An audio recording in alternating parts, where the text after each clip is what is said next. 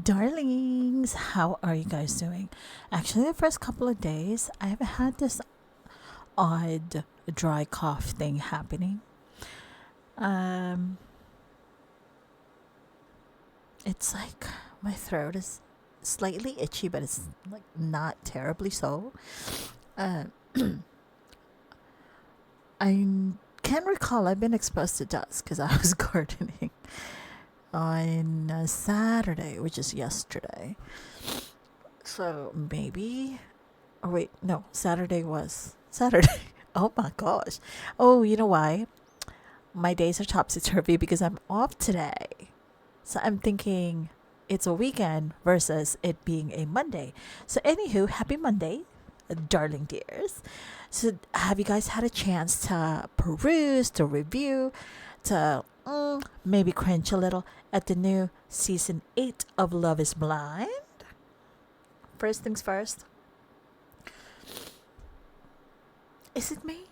Or when was this actually filmed? This was filmed in 2024, was it? Or was it 2023?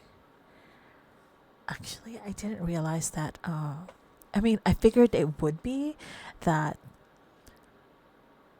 Minnesota would be largely Caucasian. I hadn't realized that could potentially really truly be true. No offense, okay? I'm not trying to be disrespectful. But at least on the show, a great number of them are mostly Caucasians. And I'm like, oh, okay. Or maybe, just maybe, not very many people signed up for the show. I mean, it is Minnesota. Um, how big are their cities? Yeah, I might have to Google that. But anyway, and plus it's hella cold over there. Isn't it? Wait, is Minnesota or Minneapolis, Minnesota?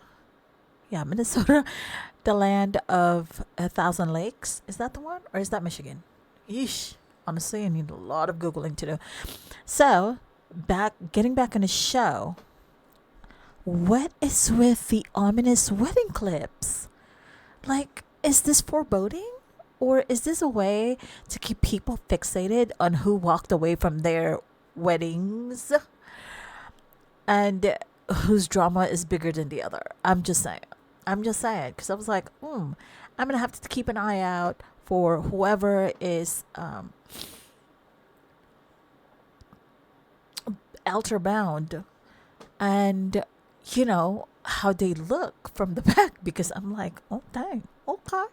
So anyway, with that, let's dive right in to the new season of Love is Blind season 8. Again, it is in Minneapolis, city of Minnesota, which is, I believe, that state's most populous city. Okay, enough about that. So just a quick thing, I'll be providing commentary for each of the pod date in episode 1, so that I can remember who is who, because if you're like me, I don't really appreciate the producers not keeping those name tags on, like, for each date and each person. Honestly, I want that name tag up each time, like the whole time. Again, they kind of sound similar, so it's like, yeah. Again, this commentary and recap, sorry, is for episode 1. So we'll be pivoting. Oh my gosh, I can't even get my words right. I'll be pivoting from like date to date, as so we can follow at least for episode 1. I'm not sure if this is going to be the same for episode 2. I haven't actually looked at all the other episodes. I want to just focus on episode 1, and I had to repeat it a few times to kind of get my bearings together. So hopefully this helps us, people like me, not get lost. Okay? So first pod date we see is between Daniel, he's a sales manager, he's 29 years old, and Brittany, I think is how she's she's pronounced it. She is a partnership executive. What is going on right now? I can't even speak correctly. She's also 34 years old. She's super cute. Super cute. And they seem to vibe as any first meetings would be sight unseen. I mean, how else are you gonna like, you make the best of it, right? I don't think any of these people have never seen, though, an episode of the previous seasons. So, yeah, I have stockpiled my bags of popcorn. I have signed up for wine subscription and I am just waiting for the messy boots. Yes, yes, and yes. Anywho, Daniel, the dude who is 5'8", because he keeps harping on that, like that's his entire identity,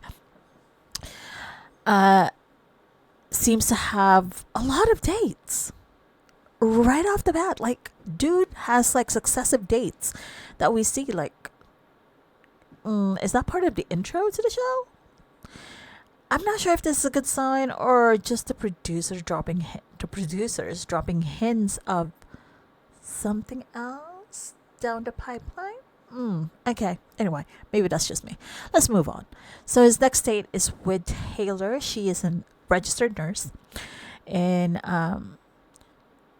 gastroenterology, meaning if you need a colonoscopy, she would be one of the nurses who would be assisting you. And she also said that she's waited 31 years to find her man. Like, 31 years? Ma'am, seriously now? I'm keen to think that's just her way of breaking the ice. But the 31 years thing, oh, you've waited 31 years? Really, girl? No offense, but she doesn't really strike me as anybody who's never had any dates. Okay, anyway, I'm just saying. They have similar goals on family life, including children. Daniel has a sister who is actually blind, and that has put Love is Blind in context clearly for him. Taylor, for her part, is chuckled.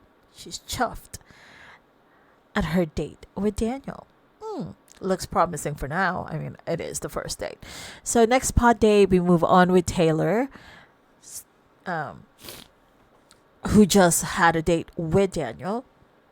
And she is now on a date with Brad, who is a dentist and is 34 years old, and who seemed to have been either forgetting that he needs to take notes, like, during his dates, or just didn't really care to remember. But anyway, Taylor had to remind him that, he needed to, like, write down her name, at least. Hot dang.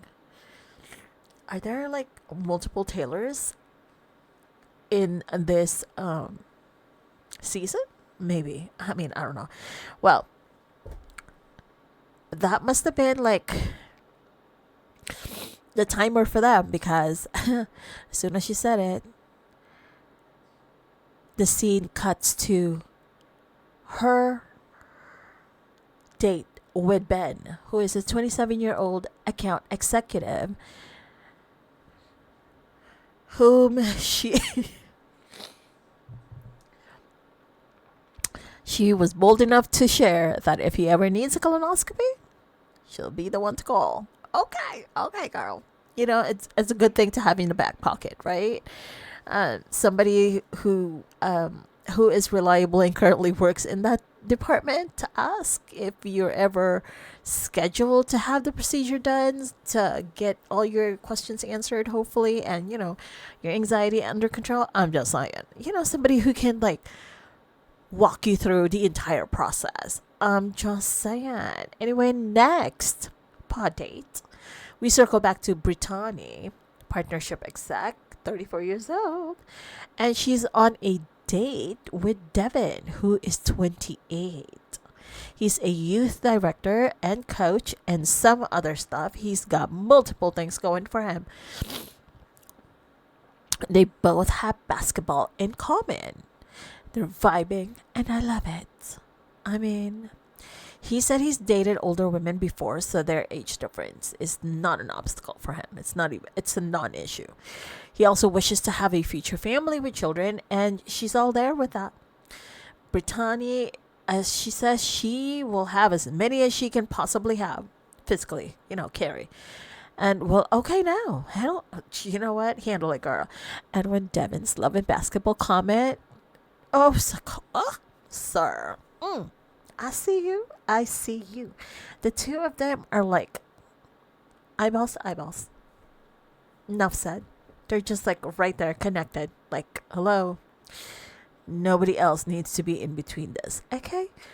And he's a slick little cutie. That one. Anyway, and now we pivot to another date of Devin's, who is Virginia. She's 33. She's a healthcare recruiter. She has her doctorate. And, okay, side note, why does she sound and somewhat look similar to Melissa Ford? I don't know why, but in some angles, like when I was watching their scenes, I was like, she does look like Melissa Ford. Moving along their date, they find out that they both graduated from the same high school, except 5 years apart. Okay, because Virginia is older than Devin being 28. She's currently working in a hospital, and she used to work at a private company, and he's, as we've said, is a high school basketball coach. He's a program director for a youth sports company, and he also owns his own basketball training company. Like I said, the man has many hats.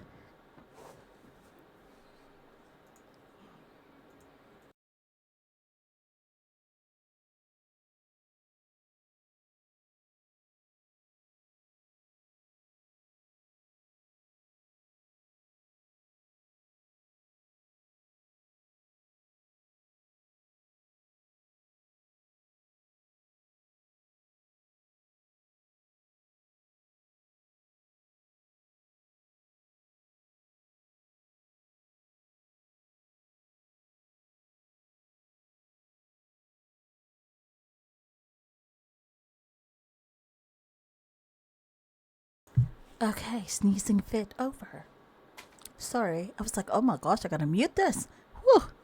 Anyway, and what they also have in common is that basketball seems to be at the center of their common interests. Virginia used to also dance for the NBA. So, hello. Definitely have that much in common as well. But he also has that in common with Brittany. So, interesting. Okay, now you loving basketball cuties. So for herself, Virginia joined Love is Blind season 8 so she can date somebody different and not the same type that she normally does. And when Devin slid in their conversation that Virginia can come and cheer him on any day, I'm like, okay, Devin, you know what? You sir are not missing a beat with these ladies. Okay. Well, they are in limited time. And it's like a hyper vacuum of trying to connect with someone and finding out who they are on the inside, and hopefully you'd also like them for their physical attributes as well. So anyway, I can't fault him for shooting his shot, right? Anywho, pivoting on to Virginia's date with Joey. He is 34. He's a physician associate who says that he gives off golden retriever vibes. I can see that. I can definitely see that from the screen. And that's about that. We don't see much of their date. Like, what happened? Did it just fall flat? Was there not enough juice there? I mean, moving on though to Joey and Monica's 27. She's in digital marketing. Monica came in that room like, Monica! Like, she had a lot of energy. She said that she loves to nap to make herself comfortable. Look, I love me and a good nap. Actually, truth be told, my naps cannot be like anything like shorter than 2 hours. It's ridiculous. I know it's not even a nap anymore. But I'm just saying, I can't do power napping. Literally could not do that. I have tried. Like, when I'm flying and it's like, say, a 2 hour flight and you want to just like do power nap or something, I can't. I can't even do power napping on a 5 hour flight. Yeah. Anyway, I think it's maybe because, the whole flying thing and the anxiety inside of you, and it's just like, oh, you cannot wait until your feet touch the ground again. That sort of thing. But anyway, enough about that. Um, so Joey and Monica, um, they love swing dancing, which is a common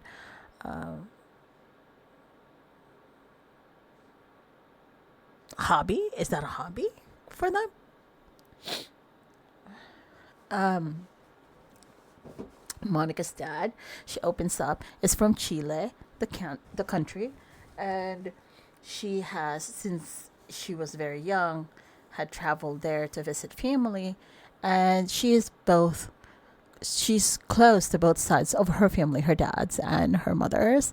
And Joey, for his part, is also quite close to his family, the men and the women in his family. And I have to say, so far, Joey has the most Minnesotan accent I can detect from the contestants thus far. Monica, she shared in her confessional that she feels like she's always starting over in her past relationships, and hopefully she has a better chance at love this time around. I mean, yeah, she shared that her most recent ex, I believe, had asked her to babysit his dog. He had gone on vacation, and then when he returned, it was just like, it's over. Like he just had an epiphany while on vacay. Like, excuse me. Dang. Sheesh. Anywho, I would have charged him, like, sir, you cannot have your dog back until you pay me back for boarding your dog. Sheesh. Sheesh nuts. Anyway, next we have Monica's date with David, who is 32. He is in medical device sales. He has a penchant for asking his dates, like, off putting, I would think, questions like, such as, quote, what's wrong with you? Unquote. Kind of like his form of acerbic icebreakers. But he does remind me of a Love is Blind contestant. What is his name? Sam from Love is Blind UK. Just look him up. I don't know why, but I get that vibe from him. He works in medical aesthetics and is basically selling plastic surgery components such as like implants and etc. And that might have skewed his idea of what a woman should look like. And from my screen, no offense, dude has a dad bod. I'm just saying. Hopefully this requirement or experiment helps bring out David out of his like skewed idea of what a woman should look like. Bring him out of his box and remember that, men and women come in all shapes, they come in all forms, color, and personalities. But his date with Lauren, who is 30, she's in educational sales, and his dry humor, just blurting it out to her. I felt bad for her when he blurted it out that, like, when she said, oh, I'm 30 years old, then he blurts out that, oh, so that means you're no longer attractive? You guys just met. You're barely meeting. And in like in an environment such as like Love is Blind, right? You know that first impressions really truly count. But somehow, though, that did not deter Lauren because she stayed. She stayed, and I was like, damn, wow, you have balls of steel. Because I would have walked out. I would have been like, peace out. I don't need this. Wait. Seriously. Whew. He really needs to work on those icebreakers at the very least. Or maybe that's just really him. Oh, okay. I don't know. Anyway, his energy is just off for me.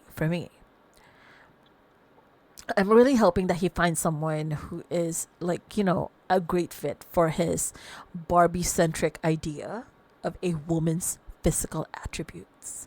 Again, hats off to Lauren for staying because, like I said, I would have zoomed out of there. Like, peace out.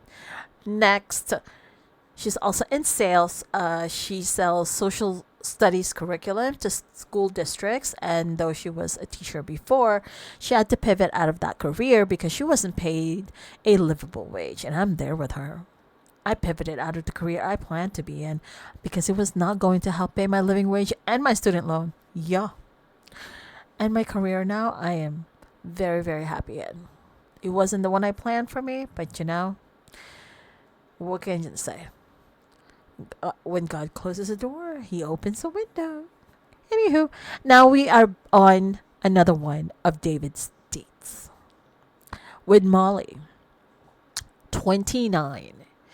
She is an executive assistant who also gets like a similarly toned icebreaker sort of question from him. He asks her directly, like, why are you here? But I guess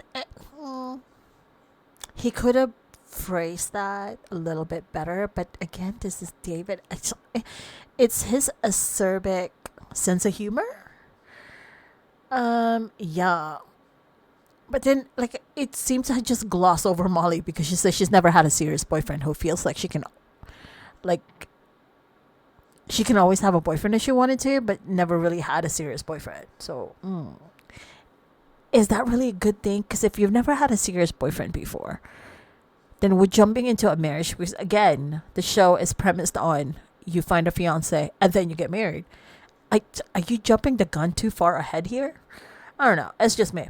But David does share with her that his mom had passed away from breast cancer some 6 years back, and it still stinks for him. I think the loss of parents will always hurt, especially if you were really, really close to them during their lifetime. So I'm sorry about that for David. But again, yeah. And hello, shout out to the breakfast spread because that was quite substantial. They even have labels on the jams, the peanut butter. Damn, the carbs are carbing. I'm just saying. But is there anything else to eat besides bread? I'm okay. I'm asking too much now. I'm not even a contestant on the show. Dang it. So next up is Alex. He's 28, a real estate broker who kind of looks similar to Heidi Montag's husband, Spencer Pratt, from The Hills. Yes, just Google him. Or Ben Platt from the Politician. That's a show on Netflix, but kind of like a little bit more baby face. That's what Alex strikes me as. He says that he used to be a pimple faced nerd who got laughed at his face when he told his high school crush he liked her. Damn. People really are mean. Really mean. He also said that he spent a lot of times eating alone, like in the bathroom or like the practice room. I guess the band's practice room. Because he was bullied as well. And I can totally relate. I kid you not. I can totally relate. Like in junior high, I transferred to another school with 2 months left in the year, before heading off to the ninth grade. And boy, were those 2 months hell for me. I look back at it now and I'm like, my lord, people truly can be cruel to anyone just because. So let's get back to the pod date though of Alex and Madison. Madison is 27. She's an artist. They are too cookie cutter cute for me, although she doesn't really like the cookie cutter kind of life.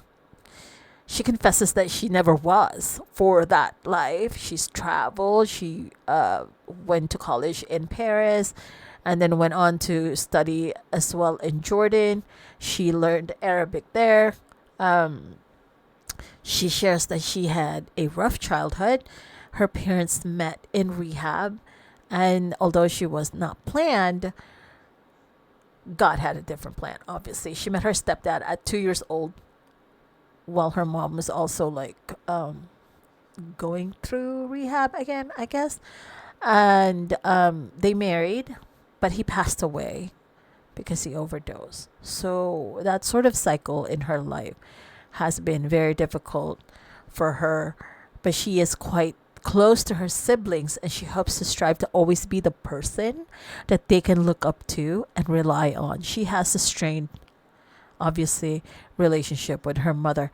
Um, she also shared that she had a bad experience in high school and that, like, now that she's like cool, smart, and beautiful post college or whatever, she has her glow up now. I love that for her and for him, but I don't know if they should be sharing, such images or, yeah, with each other of what, they look like now. Because I feel like everybody's sense of a quote unquote glow up is different. And I'd caution against speaking on that because it is love is blind. So what if like the person gets stuck on that, right? And then, when you see each other out in the real world, they're like, oh, I thought you said that you had a glow up. You know what I mean? You don't want to disappoint yourself and you don't want them disappointed either because everybody's idea of a glow up is different. Just saying. Anyway, next we have Madison's date with Mason. He's 32. He's a cinematographer. He's quite close to his family. She does share that her brother is named after Brett Favre. So right off the bat, they have that in common because they're Packers fans. And unfortunately, her brother passed away in 2020 from a car accident. And in his lifetime, was never really able to go to attend a Packers game. So in his stead, to honor him, she went to a game with his jacket, with his Packers jacket, to commemorate him. So Mason seems to empathize with Madison's struggles, and she said that she's looking for a partner with a really good sense of family and dynamic. She also thanks him for being a safe space to share her struggles with. And wasn't Alex also a safe space for her though? I mean, she did share with him, aspects about her life. So, is this gonna be a love triangle brewing? Well, that remains to be seen. Anywho, so we pivot now to Mason's date with Meg. Meg is 30. She's an oncology nurse who is just a bubbly personality. But why does she strike me as older than she claims? Why is that? I don't know. Don't throw tomatoes at me.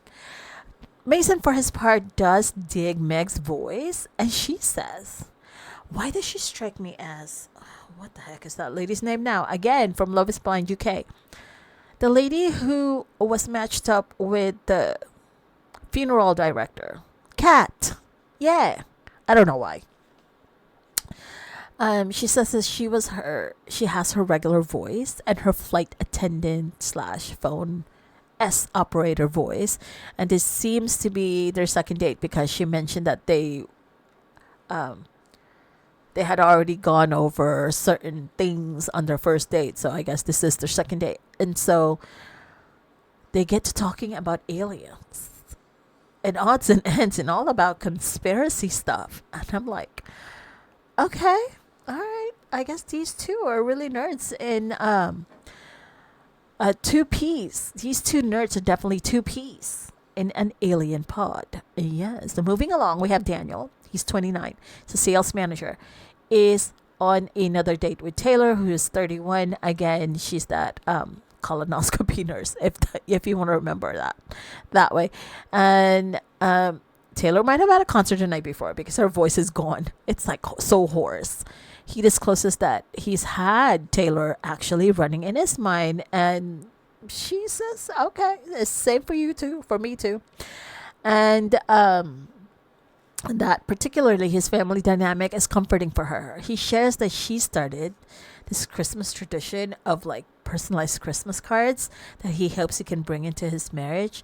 And for her, she like her 1-bedroom apartment, she like puts up, I guess every year or something, Christmas trees, like 4 Christmas trees or whatever Christmas decor that she can fit inside her apartment. So they have more and more in common, I suppose, as we go. Next we have Devin. Again, the 28-year-old youth director coach on another pod date with Brittany, partnership executive.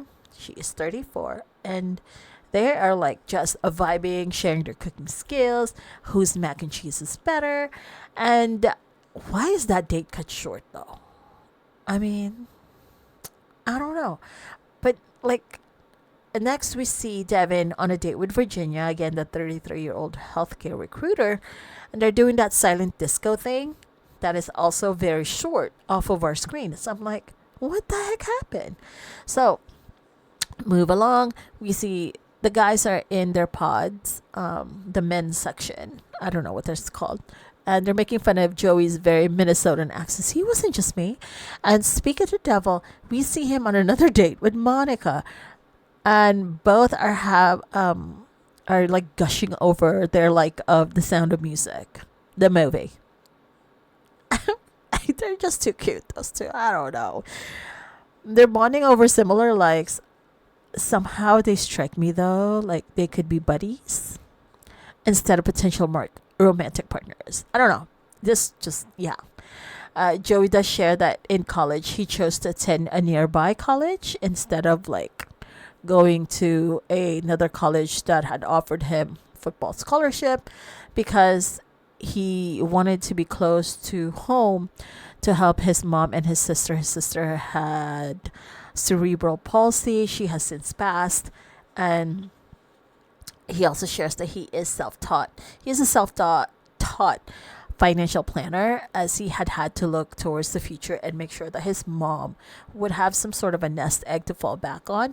So he he opened a separate retirement plan for her, as well as his own personal plan, his own personal one. He is also a property owner, so at least you can say, if anything else, is very financially responsible. Now back to the men's quarters. Towards the end of the long ass episode. Sheesh. Now in the men's quarters, we have a conflicted acerbic David. Yes, the medical sales dude who thinks, people should look a certain way. Yeah. He said he's conflicted about his 2 upcoming dates. He shares this with the guys because shortly after each date, he has clarity, but that clarity wanes as the day goes. Like, sir, don't you take notes? This dude. Anyway, and with that, we see him on a date with Lauren first, the 30-year-old educational sales. And they're discussing how their partners would fit into their family's dynamics. And again, I think Lauren, at a certain point, I'm thinking, Lauren, are you a pick me girl? Because I'm just saying. And they share the love of lake life. She also shared that she got a F the patriarchy tattoo while on a trip to Mexico with friends. But again, she's somehow striking me as a pick me girl. Don't know why yet, but I'm getting that vibe from her. Then again, David's saying to Lauren that she's never been low on his list. That's like a backhanded way of saying, well, you're on the list, but you're not like on the bottom, but I'm just keeping you as a potential backup. Dang. Like, okay, are you David, honestly. But tonight on their date, she's creeping up on that scale. That's what he told her. I didn't see anything truly profound that was like exchanged between them throughout the date, but whatever. He does say that he's overwhelmed by his feelings, comparing them to the movies he's watched. Like, sir, movies are just that, right? It's literally make-believe. This dude really does live in a fantasy world. But the night is not over because he is on his second date of the night, which is with Molly, the executive assistant. And they're talking about tattoos, and he tells her he likes her a lot. And so in the women's room, after their date, Molly is sharing with Madison that she's aware that some other ladies like Daniel.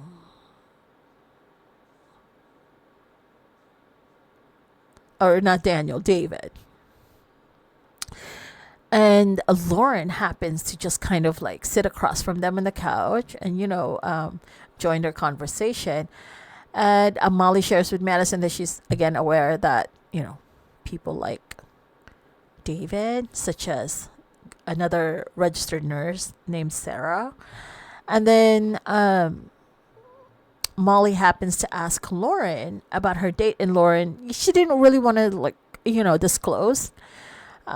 She shares that her date, Lauren does share that her date was validating for her, but she didn't want to disclose, like, the name of the person, because obviously that can be like, but Molly, who's super excited about her date and her connection because she feels like this is the one, she tells Lauren that it's David that she's connected with and that she has a strong connection to. Ooh, la la. Let the claws come out. Honey.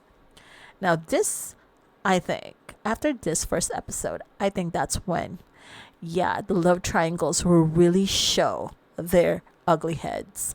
And we are here for it. Darling dears, that's all we have for now. I know that was a really long episode. And again, this is only episode 1. Please, please, please. Let's just keep it to episode 1 and the commentary. Do not forget, you are all kinds of fabulous, and don't let anybody else tell you otherwise. And also, don't ignore those red flags. Even though you want to leave grace for others, do not ignore those red flags. And also, please do not forget to always journey in gratitude. My darling dears, I shall see you all in the next go round. Toodaloo for now. Bye.